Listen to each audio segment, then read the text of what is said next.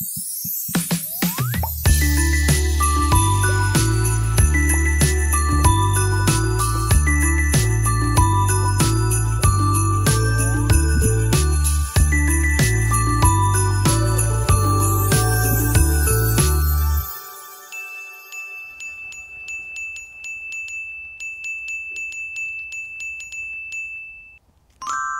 er blevet den 22. december.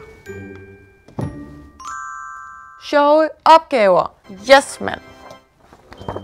Jeg elsker sjove opgaver. Og særligt sådan en dag som i dag, hvor det er så tæt på at være juleaften, og alligevel så langt fra. Hvis du har det ligesom mig, så kan du printe den her ud, som er et aktivitetshæfte. En masse sjove opgaver. Sudoku med frugtsalat for eksempel. Det kunne I gøre derhjemme, hvis I har lyst til det. Og hvis I synes, det er for svært, så er jeg sikker på, at der er nogen, der godt vil hjælpe jer.